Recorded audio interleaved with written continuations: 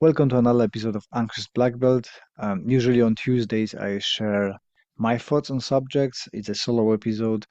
This week, we're going to do it a little bit different. I've got Mary Stevens with me here. We're going to have a chat about our recent cancellation of our projects.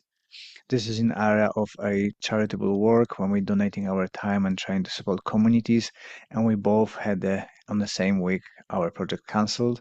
So we're going to explore our emotions and feelings about that subject. Thank you to everybody for your support. We are 5,000 subscribers now. If you would like to subscribe, you enjoy the podcast, you enjoy the clips on the martial arts, kata, bunkais, and so on, consider joining as a paid member on the YouTube.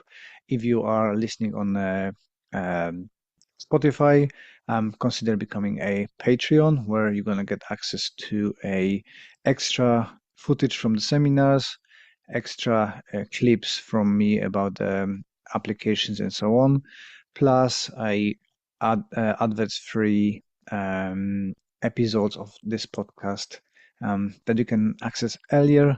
It's on Wednesday, so we got a few days to listen before anybody else gonna be doing. So please hit that button, subscribe, switch on your notifications so you don't miss any videos, and let's talk to Mary.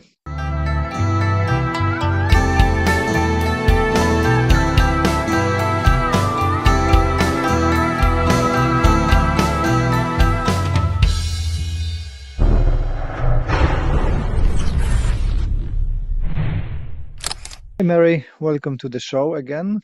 It's Tuesday. I usually do that solo, but as we both had the unpleasant news and Mhm. cancellation of our projects, I thought that it'd be nice to talk to you and share our experiences and feelings towards the subject. Although I Mhm. think feel more for you because I think your project was much bigger, reaching out and you had a more exciting travel. Well, maybe, but I think also like because that was a project that like I was going to be leaving as project manager anyway, so it meant that things didn't go. It wasn't exactly the ending that we had planned, but we were looking for ways of like managing to sustain the project, and all of these things just meant that that was then no longer on the table. So in that sense, maybe less frustrating than yours. I can see how yours. I was listening to your pod from the other day, Mm. when everything went wrong, and I could can really sympathise with that. That really sucks. For me, one of the things that was in common between the two things is when you're collaborating with other organisations whose goals don't exactly align with your own. Mm. Would that seem to be true from your experience? Yeah, yeah. It's my experience is that when the charity starts, and I hope that's not going to happen to us, our CIC, Mm, that when you're becoming so big that you have to worry about your employees and money coming in, then you're mm, losing that focus on helping people. yeah. Yeah, that's true of a lot of these things, isn't it? I mean, many of us in martial arts remain small businesses because then we have Mm. a better management of the product itself. And once you start to get beyond, beyond that, and you're employing instructors, then you don't duplicate yourself. That's the penalty of small businesses, isn't it? And I'm Mm. sure the same is true that it's keeping a focus on what's truly important for you with karate for mental health. That's a yeah, potentially going to be a challenge for you. As I hope that it will expand and there will be many more projects that are successful for you. Well, we hope so as well. But can you tell us what happened with yours? Because you had a journey to India and then you've been quickly back, very quick back. And Yeah, there was this really sweet old couple sitting next to me on the plane on the way back, and they were like, "Did you have a nice time in India?" And I was just like, "I do not even know where to begin with this conversation." I was just like, "Yeah." Didn't want to say I've been here for 6 hours and kept with no food and no water and not allowed to go to the toilet, and I have no idea why I'm being sent home on the same plane, the same damn plane that I went out on. So, yeah, So obviously there were some issues that nothing. It wasn't a paperwork issue. It's a personal issue. Clearly, I have ended up on a list somewhere. I actually can't say that much about it, partly because our most likely theories about why that is the case may cause issues for other people that are still there doing the work. Hmm. What we do know is that we don't know. Like, no, there's nothing has been said about definitively about what the problem is. And I know, as I say, I was within the terms of my visa, and this was the eighth time that I visited India. So it was not like it was something that we were expecting to happen. But as such, I haven't had any official answers at all, and I think it's quite possible that I won't get any. Mm. I was funny enough. One of when I heard about your case, one of Max's friends, she's Indian. They both parents are Indian, and I was talking with her dad, and he said that India at the moment is refusing a lot of charities and removing a lot of charities due to the situation in United States and American aid projects, and they saying that stopping the charities distributing money to a troublemakers in making less protesters within India, so they've got the easier time and not sponsoring the terrorist. Which I'm sure there are organizations who are doing that, but I don't think that a fair fight qualifies as that. But I think they're just brushing off everything, at least what he was saying. Yes, there may well be something in that, and that is definitely along the lines of the information that we had, particularly in terms of those of us that have been potentially marked out as being people that should not be allowed to visit India. Mm. And it does seem like very likely that that's just it. I won't be able to visit India again.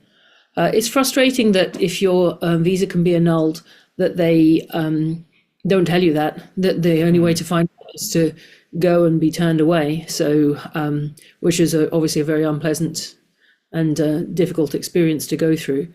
I think if because because I'm an Irish citizen, so having a 5-year visa meant that I didn't have to reapply for my visa to go. Mhm. I've been many times on the same visa. So the fact that maybe had I had to apply for it and start from scratch, perhaps it would have been turned down at source, Mhm. and then I wouldn't have travelled. But it's such a waste of everybody's time and resources to organise this massive visit, plan all the seminars, pay for all the tickets, all the rest of this, and then travel all the way to Delhi and then come back immediately on the same plane.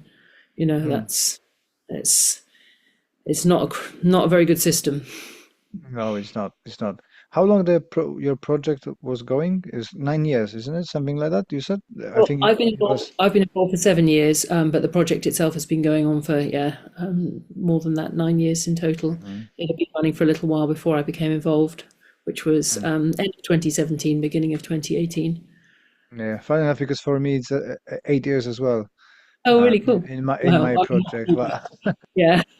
yeah. So tell us So a little bit more about that. well, so we had a project like I said for 8 years with the old team management, Mm, and the agreement was that we have a long-term um project going, so I'm charging them a fraction of the price I usually charge. And I never put up my price, so they all been for like 8 years ago prices, which is like really fraction of it. But I really mm, enjoyed it, really, really nice people, and I learned a lot through that experiences, and there was no problems. And then new management came in, and changes start happening, right? Because everybody needs to prove themselves, and it started with the change of the project need to have all new names, right? You had for about 5 years karate for mental health, and then it says, oh, it needs to be a self-defense, it needs to be a meditation, it needs to be karate. Well, I mm, understand that, right? More exciting projects you do, more money you're getting, right? If you get one project all the time, the funders get tired and you say, well, we're not going to be funding you for that. But that's where the problem lies, that you losing the people you meant to help, mm. because the constant change for people with an anxiety is the last thing they want. And to be honest, everybody send the feedback and they just don't want to listen. So, I got the email as a last person, so everybody knew they canceling it. Just saying thanks for your work, maybe in the future, but at the moment we're feeling that the project is too repetitive and going for too long. And in turn, we want to, what did they say? They said we want to maybe having a break will boost attendance. Well, Well, isn't it? Yeah. speaking with the people who attend, the people who come into my groups, go into other groups as well. So we have an average about 14, 16 people building from zero. And one thing which really annoyed me with all of this is that we've been advertised for that all year, 8 years twice. Any Mm. mention on social media from the charity that we're doing karate. But yoga and other stuff, constant churn of adverts. And Mm. the people saying that they have 4 or 5 people, I've got 14, and they decided to cancel mine. So Yeah, it's not. probably, my language doesn't help because, when they said, oh, we're planning doing constant changes, I said, this is not what people need. And I think you're doing a disservice. So obviously somebody in the office didn't like that, and it's terminated. And, it's a shame because everybody is really upset about that. They communicated with the charity. And funny enough, one of the ladies spoke with one of the new managers, and she said, "Oh, Les been doing this stuff for long." And the manager jumped like angry on her. No, he didn't. She said, "Well, I'm training with him for 8 years. What do you mean Mm. he's not?" No, he doesn't. He doesn't. He doesn't run projects really often. So okay, well, I felt it in my bones for since they took over with the changes they're implementing. I think I survived the longest. The people who've been Mm. there longer than me been let go first, and as well, it was all with the email. Thank you for your work. Goodbye. Which is not a very nice thing to end stuff. So hey No. ho. But I think they actually done me a favor because I just applied to Sport England, and I Mm. attached anonymously, of course, emails from people who want to find something else because that one was terminated. Nothing around us does project like me. So Hmm. I'm hoping that there's going to be enough evidence that we've got a viable and successful project in the making, and we're going to get Mm. some funding. And we've got few private founders as well who promise us money, but that's for next year. We had quite a good sales with a toolkit, a mental health toolkit, which Yeah. at the moment raised us a 10 weeks of training. So, Well if done. you take Yeah. it with a school breaks because we decided to do it on the terms, it Mm. takes you nearly to the half year. Mm. Combine funding from the council and private funding, so we got at least half year of the sessions. Which we're Mm. growing. We started with two. We've got now Mm. 12 people signed, so Yeah. it is okay. Yeah, no, no, that's good. It sounds like you've patched together some good solutions. Because, as you say, the people that are involved in that kind of thing for a long period of time, they don't want it, they don't want it to change. They don't want an endless variety of different activities. Part of the massive benefit of karate for mental health, and you don't need me to tell you this, is Mm. that reassurance of the familiar and having that stability. So yeah, it is very frustrating. But I'm glad that you've managed to put a temporary solution in place at least while you think. Yeah, well, we can only try, right? I'm not gonna be giving up because one of the projects is gone. I'm Mm. just gonna keep going and doing my stuff, and it seems to be the way that I need to do things my way. Every time when people come in to help, which I'm very grateful, it turns out that it doesn't work as we predicted, and I need to do it my own way, and see how it goes. So I'll be doing it the way I want and with people Mm. who I want, and it might take much longer, but we get there. I have no Yeah. doubts. Yeah, you need to have the autonomy so that you can manage the project in the best way that you can see what the people themselves need. Mm, Because it does sound like the people that are managing this have got no real idea what will actually benefit the people that they're supposed to be helping. yeah, exactly. But then, so why did the whole project decided to be cancelled on your end? Because I've seen Steven, Sensei Steven was posting as well that the project's gonna be terminated and hopefully reborn in a karmic way in the future. Yeah. Um, so yes, that's one of the project has been stagnating for a little while. It's fine when we're able to go over and push things forwards, but in our absence, a lot of stuff doesn't get done, and this is partly because, for example, the school where the girls are at, they're not particularly supportive of their karate, Hmm. and they see them as second-class citizens because they're charity girls. We've tried really hard to address this, and that's so they don't support them for external activities and going to competitions and that kind of stuff, which is really important for them. As you know full well, competition karate is not my main thing, but Hmm. for these girls, it's been really important, and it's added a lot of adventure and prestige, and all of that kind of stuff has been taken away. And then other organisations that we've worked with, it can be really difficult at this distance to get things to run consistently. And one that the organisation that I work with, training self-defence instructors, that's been really good. But that's very much something that I've done as part of Fair Fight, but very bespoke for those particular people. So if I don't go, then for now that's more of a problem. And for all of us now, it's quite likely that any Fair Fight team might not be allowed into India because of the connections to each other. And so consequently, we have to feel that, as you say, it's quite a hostile place, even for organisations like ourselves that are very community based, and we come alongside, we come in by invitation. We're not, going in and trying to interfere. Still, there's quite a stigma in Indian society that's, considered to be white interference, Hmm. which I completely understand given the history. But there's, with the rise of nationalism in certain areas of India, that can be, it's not particularly safe, and we can't send teams where it's not safe. For sure. Mm. So, changing the kind of outlook because we are very sad about it. But what was the positive highlight for you, and what did you learn from the project? Oh, wow. Do you know, it's been quite a reflective week because, of Mm, everything that's happened. And I've been thinking a lot about all of that kind of thing, but not necessarily coming to any fantastic conclusions because my brain is still really, it's not the ending that we were expecting. mm, And so kind of getting my head around that isn't that simple. There have been some, from the human point of view, the connections with the karate students over 7 years. The physical.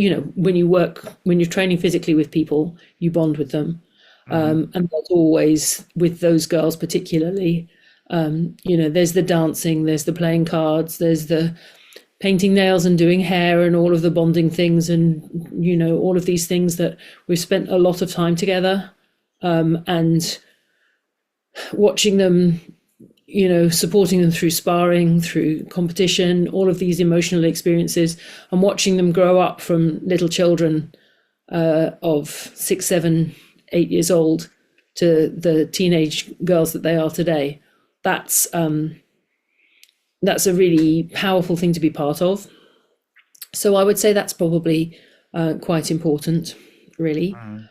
mm, But then, other things you think, working with self-defense instructors who are out there all the time training thousands of women. So even if they learn one or two useful things from me, that ripple effect going across the whole province, that's something that maybe if they want to learn things through working with us, that they can then pass on. They'll pass that on to a lot of people, and then mm, you think that the work that you do has impact. And for me, it was starting out with Fair Fight that made me realize what a gap there was between karate and self-defense, and what mhm, sent me down that course of study that started with Jamie and then took me to so many different places all over the world, and really studying with some fantastic people to try and really be able to deliver what's the best way for vulnerable people to keep themselves safe in difficult situations, which isn't obviously, spoiler alert, it's not necessarily karate in that Mhm. particular context. But so that's for me in terms of my professional development, that's been immense. Trying to learn a different language, that's humbling Mm. because I used to think that I was quite good at languages until I started trying to learn Hindi and realized that I wasn't. And, all of these things are, I wouldn't change it, of course. I would never change it. So, but it's 7 years in the time that I have now. That was, I'm 53 and a half now. And Mhm. I have to really concentrate on trying to make my business at home work. We've been through COVID. We've got so many, it's not the same. I don't have the same life now that I had when I started with Fair Fight. Mhm. And I have to be grown up about that. So, For sure, everything changes, right? Everything evolves, and one certain thing is that there will be change. mhm. Yeah, yeah. For me as well, the building the communities. I made really great friends in there, and we stuck together. And there's a core group of people who follow me and take me into places and take me into the world of disability and working with people with different needs and learning how as to see the world through their eyes Yeah, and kind of cure myself from the typical mistakes of the instructors and things that I was not aware. Well, I thought I've got everything sussed, but with yeah, with every new session, new person coming in with different disability, you just mm, learn new things and simple things like communication, right? Because as you know from my book, I lost my teeth quite early, so for me, quite often talking with the hand in front was natural. When you yeah, got a people who liberate, it's very very poor communication skills. so and actually turning into being a good listener. And I think this is one of the things that I can translate into the podcasting.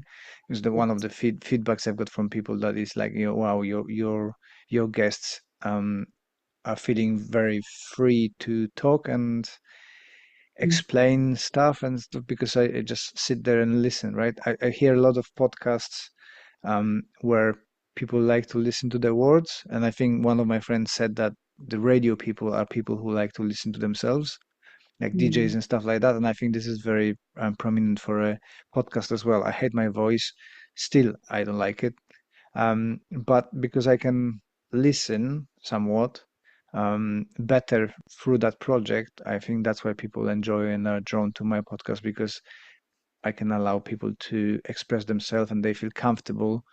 Um, and I think that's the skills I learned from that project, um, dealing with people with different disabilities and, just have to be always putting my word in because it's not always appropriate. It's mm, like, oh, how are you today? Oh, I'm not great. You cannot just say, I'll be fine, because for some people it won't be fine, right? So this was absolutely. kind of a huge clash of um, habits, I would suppose, Mm, or responses that we conditioned to do. If you ask me how are you, the expected answer is fine, right? fine. Yeah, yeah, And when something destroyed that world, saying, "Oh, actually, no, I'm suicidal," or I've got the life sentence. It's just it changing perspective, right? So I really enjoy that part of the project. yeah, yeah. When people go off script, and then you're like, oh damn, I have to think, and I have to engage, and I have to challenge. And like you say, and like all the too often people don't understand their own privilege at all, and that's something that you're constantly reminded of, that we might, you have people that, oh, why don't you just do this, or why don't you just do that, and it's like you have no idea what that person's experience. The people who are chronically ill, they have way more understanding of their illness and capabilities than we ever could, so we Mm, have to listen to them and their experience, and the number of people that feel qualified to give plenty of free advice on things that they really don't know anything about is quite spectacular. And yeah, projects that help you learn and recognize where that. I mean, we're all guilty of it, of course, and we just keep catching ourselves out with our assumptions. Mhm. It's the old truth. You don't know what you don't know, right? If you've never been in that environment, I never been with disabled people. Mm, Before moving to UK, before meeting my wife, her father had been in an accident when he was 18.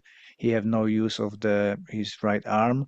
So, mm, my wife got a different understanding of it because she was raised with a disabled person. I never had a disabled person in my friends circle from school or with family. So it's kind of foreign world. So it was nice to well, nice and not nice, right? You feel compassion for people who suffering like terminal illnesses and stuff like that. And but compassion and being what is the word?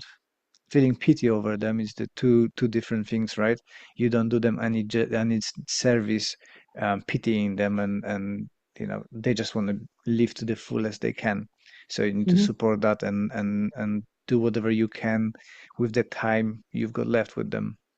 Yeah, and respect them and learn from them as best as we can, Yeah. because their insights are very, yeah, often, powerful for people to help them. And then you just would hope that if you are exposed to that enough times, that you can approach people without necessarily jumping to conclusions about, who people are and what they need. It's hard. you Nearly 10 years in a project, and I still catching myself sometimes going on a seminars and I see somebody and I'm thinking, well, what an idiot, right? And then you meet that person in thing and you're thinking, I'm the idiot.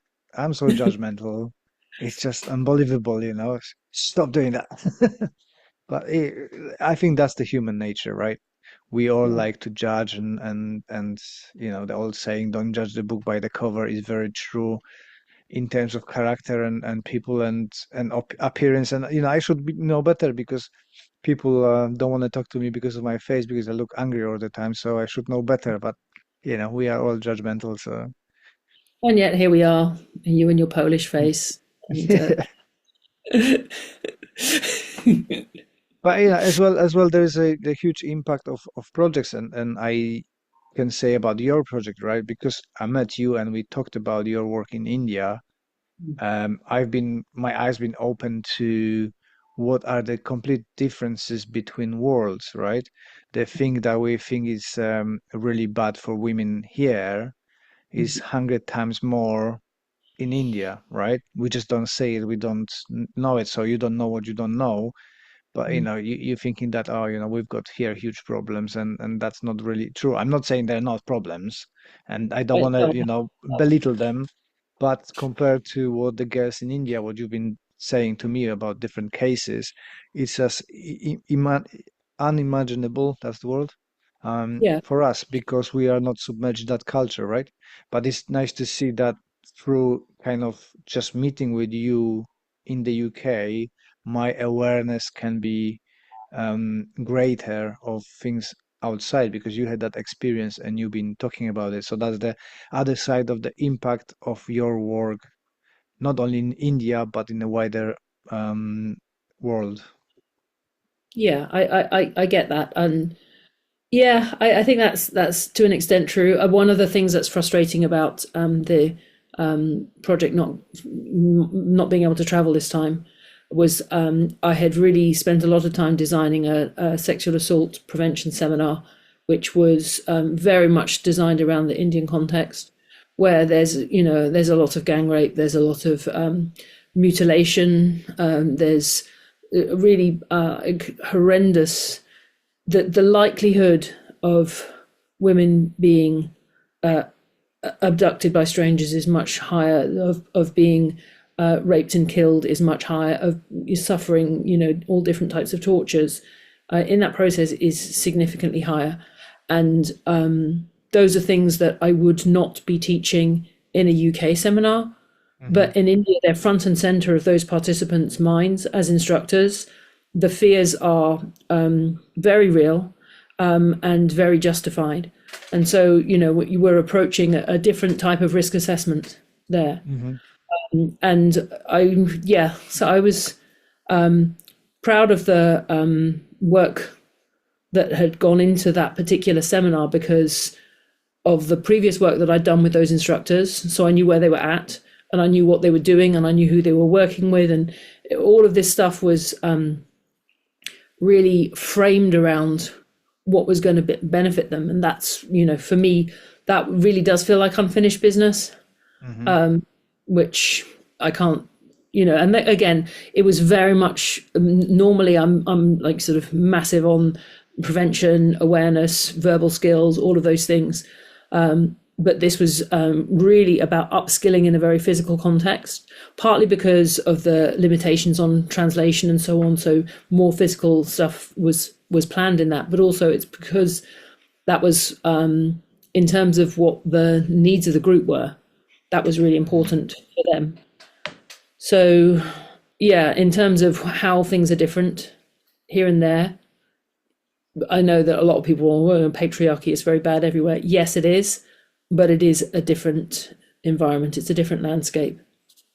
Hmm.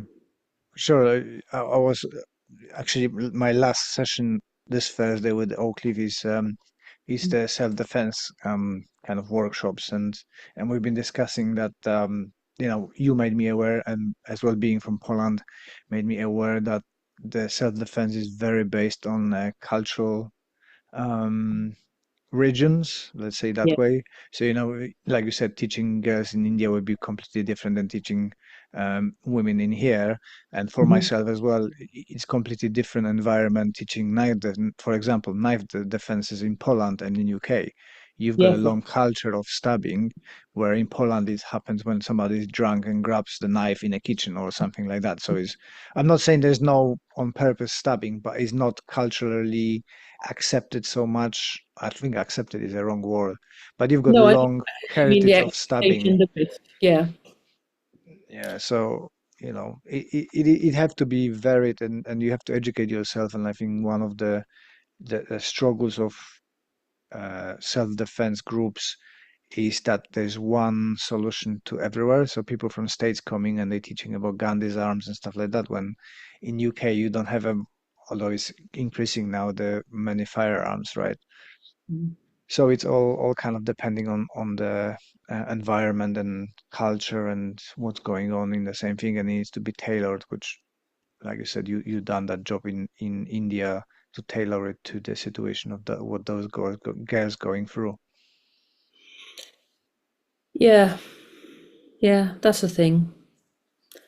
And yeah, that's going to take me a while to to sort my head out around that, I think. Mm. Um, but such is life. We don't, things go in unexpected directions. Mm. I Uh, mean, and obviously, I always believe that no work is wasted. That was very much designed for them. But Chris was helping with it. In order to memorize the drills, I made a kata from all of the drills because I'm a karateka and that's what we do when we like to mm, sequence things. And it's really cool. I really like it. I think I'll probably adopt it and teach it because it's a really good way of memorizing certain set of like drills if you're the disempowered person in any particular attack. So there's going to be, there's always benefits, isn't there, if you have mm. mindset to look for them, if you're able to have the mindset to look for them, because I appreciate not everybody's in that place. Yeah, I think that I'm a firm believer, and it always happens to me that when one door shuts, the two other opens. Mm. Um, So you might not see it yet, but I'm sure that you're gonna be involved in something else. But do you have anything planned to do in kind of charitable way, or where your work gonna go, what you're gonna focus on? I need to, as I said before, like try and be a grown up and make sure that I'm focusing on things that are going to pay the rent. And right now, I need to try and make sure that I make my karate school more robust. Prices of everything have gone up. Everything's much more difficult than it was. All of these things I have to try and do first, and then maybe I'll be able to look again beyond, over the fence and see what's what. But you can't really, you have to get everything square for yourself before you can go around helping other people, right? And I Yeah. was quite aware that I was enjoying doing. I became quite an expert at doing really fantastically glamorous things for other people, and not necessarily figuring out to sit down with a budget sheet and do a marketing plan and other things that are actually quite important if your core business is a martial arts school. Mm. Yeah, it is easy to do things for other people, help people, and lose that need for sorting yourself out. And I'm guilty of that as well. And actually, a couple of days ago, I had that thought that I need to stop because I'm helping so many people behind the scenes, and I have no time for myself.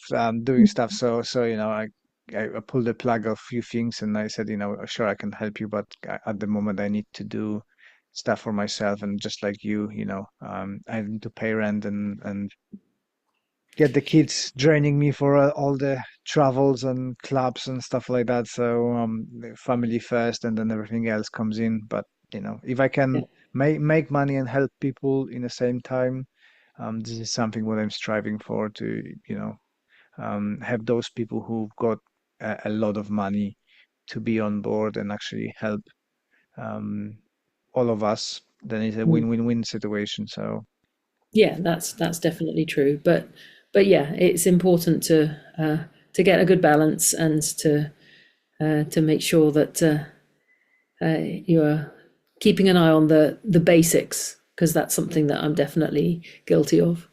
And mm, even then, it was quite funny. So, one of the side gigs that I do is I do supply teaching in secondary schools as you get danger money for that. And mhm. from my stress data from last week, the the recording from my fitness apps on supply teaching compared to getting deported doesn't even compare. Getting deported was so much calmer and less stressful than spending the afternoon trying to persuade year eight to do their music lessons. So Mm. uh, it's yeah. There's some lessons to be learned, I think. Yeah. Well, I'm sure that you're gonna find a way, and you're gonna boost your school. And if you need any help, I can help you. Of course, yeah, because helping people makes us feel good, right? Yeah. No, I'll be Um, holding um, you accountable. I'll be like, "What have you done for your business this week?" And you can say, "Well, what have you done for your business this week?" And we'll be like, "Yes." Currently, this is the very popular thing. I've been learning about it other day. If you got a very difficult tasks, you are more likely doing it when you're buddying with people. Mm, So I'm in a group of CICs, and what they do, if they have a business or plans making or maybe advertising campaign, they all mm, join in on Zoom. They don't talk to each other, but they're doing it together, and apparently it gets the job done instead of that's sitting on your own. And so, mm. buddying getting very popular. So if you listen to it and in the buddying, I've got a very reasonable prices. I can buddy with you, buddy with you, but it's only a couple of hours a day. There you Well, go. you good luck with that great new business idea. I'm sure it'll work for you. I'm sure that another door gonna open for both of us, and we're gonna be involved in some fantastic stuff, and we're gonna be successful because we deserve it. And And thank you that's for how. yeah, thank you for jumping on with very short notice and sharing your pain, and I shared my pain, and I Yeah, think that talking about it out loud, it always helps to process, and hopefully we get over it and do some better stuff in the future. definitely. And now you get to the bit of the podcast where you say to everybody, "Thank you for listening to all of it. You're a superhero, and please don't forget to leave us that review." Yep, that's the drill. Cool. Thank you, Mary, and speak to you soon. You're very welcome.